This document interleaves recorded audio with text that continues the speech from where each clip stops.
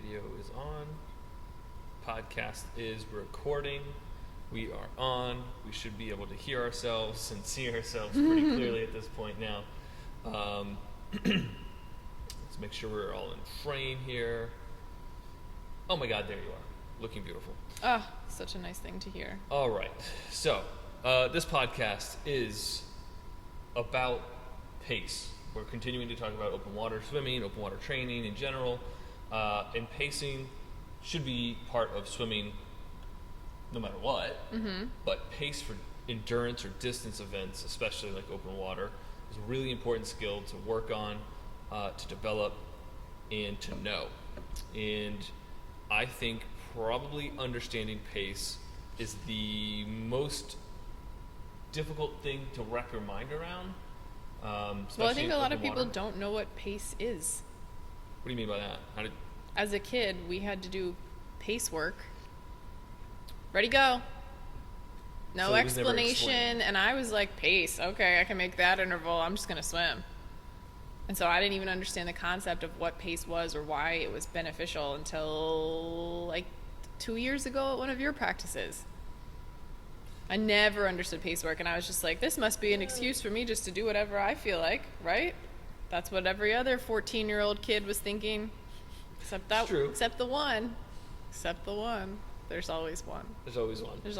So what is pace? Why don't you define it? I think of pace as knowing what speed you're traveling, coupled with what level of effort you're putting forth. Okay. So, for example, if I perceive myself as going 90 to 100% effort, I should have a sprint pace at that point. But that doesn't necessarily mean that, right? I have to know my times to actually understand that. So if I was doing all out 100 freestyle, I would expect to be close to 50 seconds for that 100 freestyle. That would be my pace.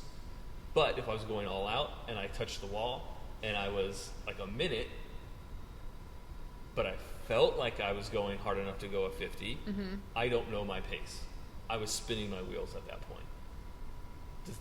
I know that's not like a clear-cut definition of pace, but I think pace is two things.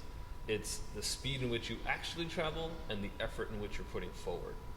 Okay, right? That's a nice, clean way to say it. The speed in which you actually travel and the effort in which you're putting forward. Right. And I think it's very difficult to understand that just because you're putting forward a lot of effort in the water doesn't mean you are traveling very quickly.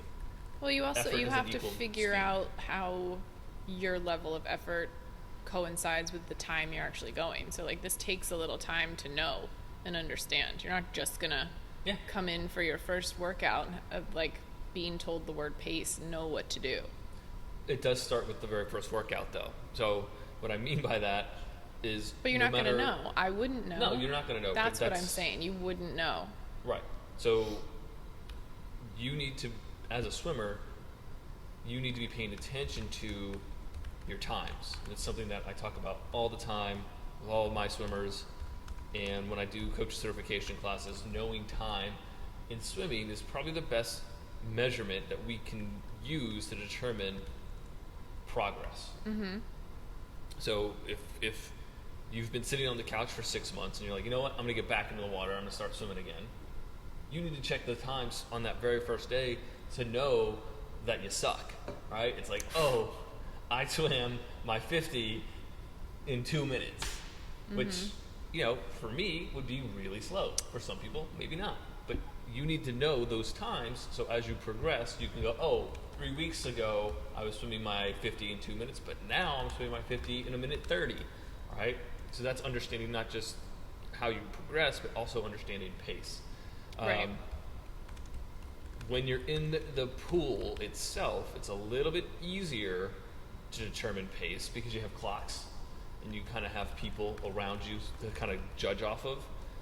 I always preferred a dotted black line so you could kind of tell as how opposed fast to the solid one? Yeah, because then you can kind of see if you're moving past those dots faster. I don't know if I've ever swam in a pool with a dotted black line. It's usually not the full length. It's usually like the first, 15, maybe 20 not 20. but Someone's 15 swimming yards. in some fancy pools over here. I'm fancy. I didn't know. I'm very fancy. This is the way it works. Being fancy. This is how being fancy works. Exactly. So in a pool, it's not easy to know your pace, but it is easier to know your pace versus open water. So you have to start the process, the learning process, in open water. So that, I'm sorry, did I say in open water? You need to start the learning process. It's early. In the pool, Yes. something that's measurable. You know, I can do repeat 100s. I can do 10 100s on the same exact pace, meaning I'm going to go 10 100s on X, we'll say 2 minutes. And I know what that feels like. I can do it blindfolded. I could do it without a clock. I can do it. Who wants to see that? Who I wants can do to see it? I can do it. Next time, swimming blind with Dominic Latella. That's right. So knowing that pace in the pool for those shorter distances, eventually you get to know those paces, then you can build off of those paces for the longer distances in the pool, and then you can start to track those paces in open water. It is different in open water because of currents and wind, Right. right? But knowing your perceived effort can translate into open water, even though you might not be going the same time because of things you can't control. At least you understand the perceived effort that is supposed to coincide with that pace. And it is all perceived effort. You can't take time to stop and check your heart rate in the middle of an 800. You have to perceive the effort. So that was the thing that made this a little bit more difficult when I was a kid and we had to do stuff because you were just going off the pace clock. But like one coach would say, don't look until you're done. One coach would say, look at the 50. And it's like, if I look at the 50 of a 400, I'm stopping, which you don't do in a race. Yeah. But it's just can be a little difficult, I think, if you don't have it visible. And it's not one of those things for all the triathletes who love to watch their Garmin like it's, I don't know, the best movie of all time. But you can't do that. You're going to have to become comfortable with the feeling you get associated with the level of effort so that you get back up to that. And then you know. Right. Like, okay, this is right. This is how I feel when I'm going this fast. Understood. It's more of a feeling. So some sets that I like to help work on pace is repeat distances. So repeat 100s, repeat 200s, repeat 400s even. Obviously, someone has to work up to that, but keeping track of the times week by week for those, I would say people should do those workouts or that set, whatever set it is they determine that they like to do, they should be doing that once a week. So really? If you're training for a aquathlon and Miami Man and you only have to swim 1,000 yards, or is it 1,000 meters? I don't remember. It's probably meters. It was it's like open 1,000 water. meters, yeah. Yeah, if it's open water, it's meters. All right. Well, then I would be more focused on doing, to start, 40 50s. Can I keep the same time for all 40 50s? Okay. Maybe you have 15 seconds rest the first week, but then the second week or the third week, you do those 40 50s. Maybe the time is the same, but the rest is less. All right. So you can experiment a little bit and increase the time. Why would you decrease the rest then? And that's more of a training set, right? Well, you decrease the rest to get it closer to that overall distance. Okay. Right, so it's less rest. So you have always less want it to opportunity be broken recover. up to mimic the full distance. You don't always, but that's how I would start. Right. Okay, that's an easy. It's an easy stepping entry. stone. Right, and then you could up it to 100s if you want, and then you could do 10 100s.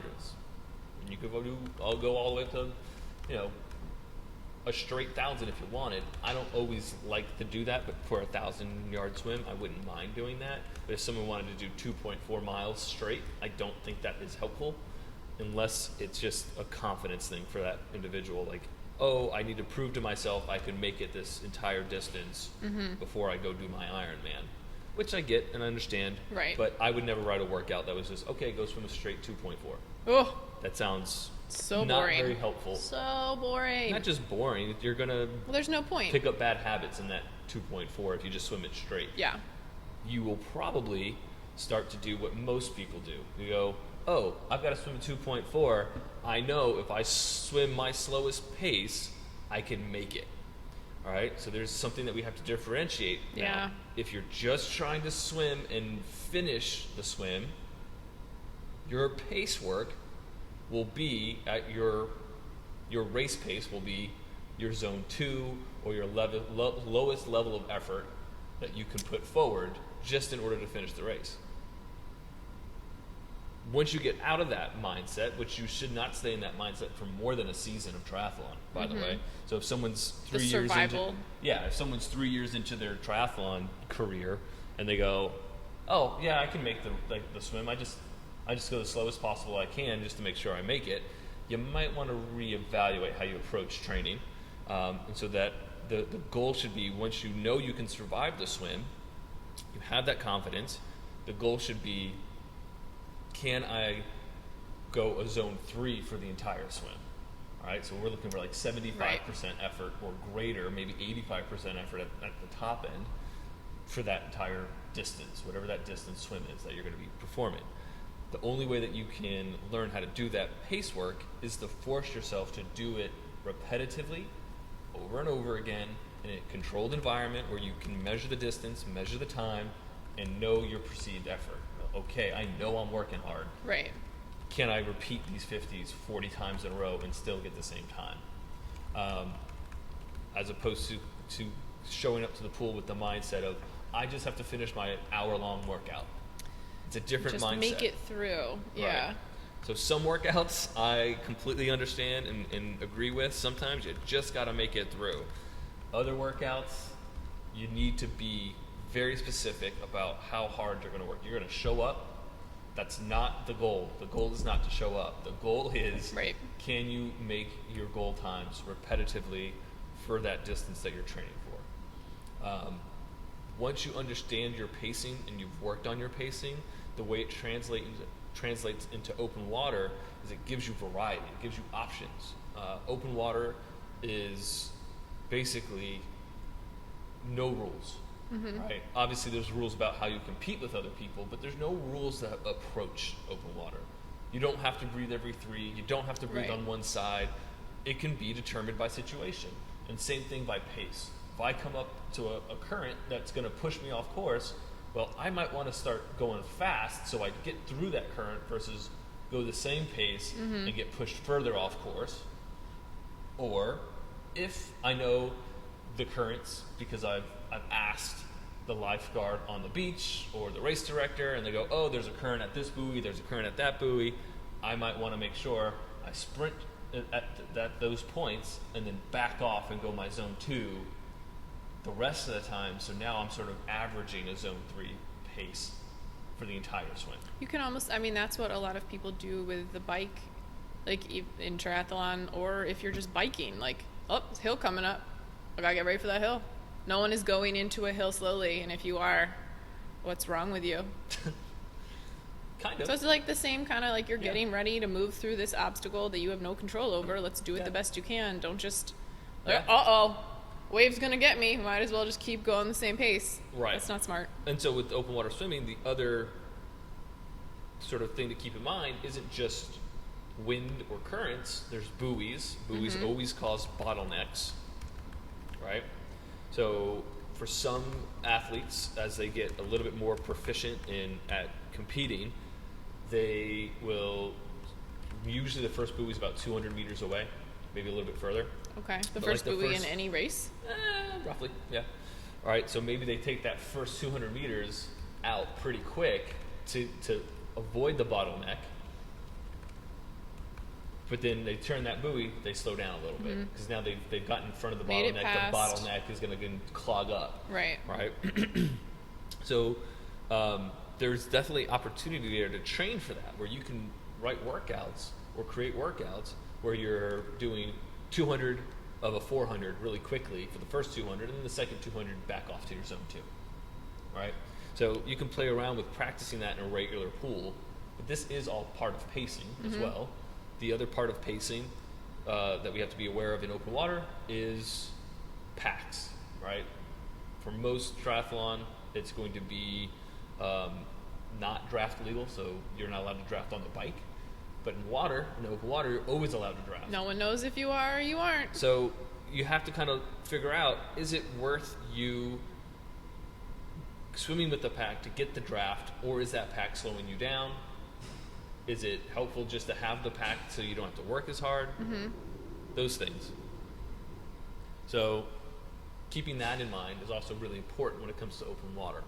An obvious way to start working on pace out of the open water in the regular pool is with a tempo trainer. We use tempo trainers all the time at SwimBox, but with tempo trainers you get the opportunity to kind of find the cadence and learn your perceived effort. Why don't you explain what a tempo trainer is? So a tempo trainer is just a little metronome. It's waterproof.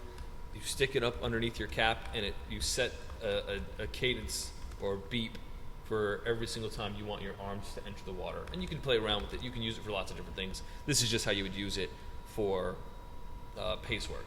Right. So I could swim a 400 with my tempo trainer on. I'm going to try to make sure I set my tempo trainer to somewhere between 60 and 70 strokes per minute, just depending on the person. Everyone's a little bit different. Below 60, that's really slow.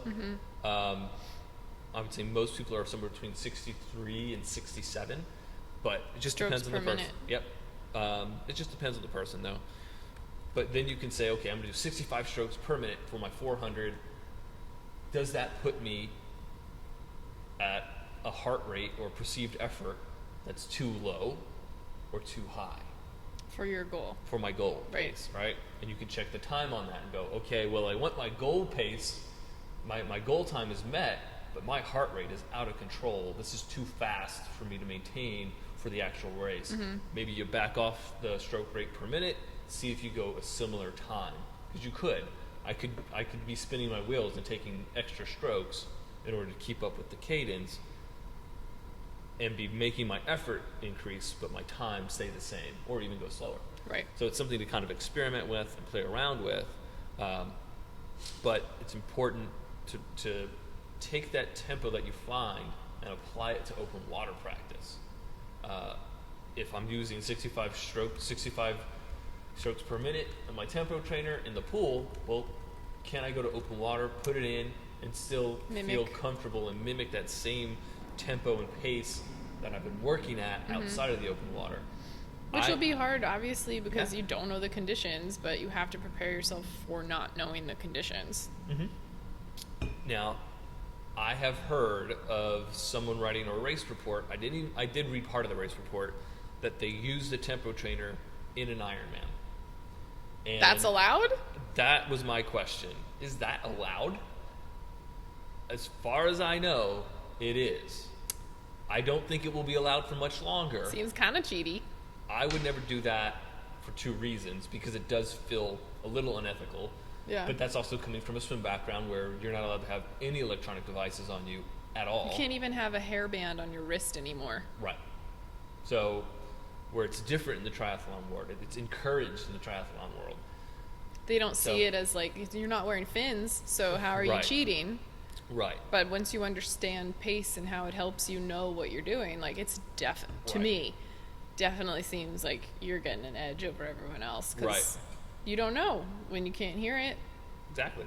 So that's why it's important to keep in mind, well, maybe it's not completely ethical, or maybe it is legal and it fits in for you, and that's fine. If it's your, we'll call it morals or whatever, your Right. competitive morals, If you can that's sleep fine. with yourself at night. That's fine. Whew. I don't really have a problem with it as long as it's not breaking any rules. But my other point is that I wouldn't want it because I will be changing paces. Right. Just like trail running, I'm going to change pace dependent on what the situation is. So I wouldn't want to have a metronome telling me a pace that I wouldn't be sticking with. It would just drive me crazy. That'd be really strange. I'm going to break through packs. I'm going to slow down and draft off of people. I will attack buoys. I will slow down after buoys, right? So once I see the finish line, I will increase my pace. So I think it's really hard to do that when you have a metronome setting a tempo for you. It's a little bit How different. do you ignore that? I would not be good at ignoring it. It would throw me off big time. No, I don't. Yeah. Some other ways to work on pace that I find really enjoyable. is swim golf. Everyone knows swim golf, right? Lisa apparently hates it. So I say when I was in college and we did swim golf in college, it was a little bit different than I think how I've seen tri-coaches approach swim golf. The way that we would do it in college is the coach would give us a distance and a time. Mm-hmm. And it was the person who can go that distance closest to the time would win. Does that make sense? I understand what you're saying, but the reason why I hate it so much, well, obviously because when I was younger, it was just so boring because I never actually tried. When you're little and you're doing swim practices like that, it can get a little tedious to make those things. I'm going to put forth all my effort, says 12-year-old who really just wants to go to McDonald's after practice. But now I think it teaches really bad habits because it's going to teach you to try to make that number. So people are going to stretch. See, so and that's not the part good. We did not do in college. That's what I'm talking about. We only did distance, the distance that you have to travel, and the time you have to do it in. So you didn't do any strokes. Right. So that's probably the worst thing that you could do is tell someone the number of strokes. Right. That's how we always did it. Right. And so that's why I think it has such a negative impact. Right. I would agree. It is not a good idea to say you're going to swim a 50. You can only take 24 strokes for that entire 50. Yeah. And you also have to do that 50 in 35 seconds. Right. Because then all technique goes out the window and you only think about those things and it becomes a game that all of a sudden negatively impacts you. Stroke count is not important versus stroke consistency, which is important. Right. So it's more important to have a consistent stroke count. For example, if I'm doing a 50, if I go 12 strokes on the first 25 and then 18 strokes on the second 25, I've done something horribly wrong. It should be 12 and 12. Make sense? Right? It should be a consistent stroke count. Now, so that would be my recommendation, is that if you want to do a game or something that's going to stimulate you differently than just a swim practice, get good at knowing distance and pace. So, like I said, it would always be, okay, you're going to swim this distance, and you have to go this time, but there was never any restrictions on stroke. So if I knew I would swim my sprint 50 freestyle from a push on a, 25 or something like that, that's what I would do if the goal time was 25. It would just be a sprint. All right, so it's knowing those paces for the strokes and for your distances that was tricky. But obviously for a triathlete, you just got to know. So yeah, just if you know distances and time, you can very easily start to know your pace. It's a good game to play to figure that out. I mean, I also always felt really proud of myself when I nailed the time exactly. So that's no big deal. No big deal. I know how to swim a 50 on a 32. It's fine. It's called breaststroke for me. It's whatever, guys. That's what I got going on. So, do you have anything else to add to this, to the suggestions of how to determine pace or work on pace, or the importance of pace for open water swimming and in general just swimming? I mean, I did it incorrectly literally my whole entire life growing up when I was competing. I never, like I said earlier, I never did it correctly until a couple years ago to practice. So I didn't understand that I could actually help you. I do now, but any blog posts on it? No, because I don't understand it. I'll write one soon once I understand it. I think we should write a blog post about pace so that you can understand it. I can do that. I don't know, I have such a negative relationship with it based off of my entire swimming career, for lack of a better term, because I swam since I was 6 years old all the way through college, and then I swam again for a few years after college, and I didn't get it. No one took the time to explain why it would be helpful. Yeah. And so because of that, I just thought it was a filler in my practice. The coach doesn't want to figure out something to actually benefit me. We're going to do 10 200s pace or 10 200s negative split. Pace and negative split I hate. And then it also reminds me. What's a negative split, since you just mentioned it? Negative split would be if you take a 200, you want your second 100 of the 200 to be faster than your first 100. And that's another way to work on pace. Right. Those, at least, that I could understand because it was simple concept. It is this sentence, done. I can do that, sure. But I always associated pace with distance per stroke, which is a terrible way to swim because then you're literally stretching out, which is how people used to be taught, which we know now is incorrect. Right. So to me, it has a negative connotation just because of that. Yeah. But now I understand that it's helpful and useful. Because how are you going to know how fast you're going in a race if you don't understand your perceived effort in conjunction with what that time equates to? Right. So my only other additional point to this is the best time to work on pace is not at the beginning of your off season, right? At the beginning of the off season, you should be more concerned about technique work versus pace. But maybe halfway through the off season, you want to start more focused on pace work, building endurance, and so that by the time you're in season, you already know those paces. But you're going to be doing more endurance work, more pace work in season than technique work. In theory, right? Obviously, everyone is different. Training plans are different. Everyone has different requirements. But for the most part, when it comes to training or planning a season, off-season time is technique-oriented, and then you slowly add more and more distance and speed work to it as you get closer to season, so that as you are right upon the season, you're doing a lot of speed work, more pace work, and then the speed work will die down during the season as your pace work pretty much stays the same during the season.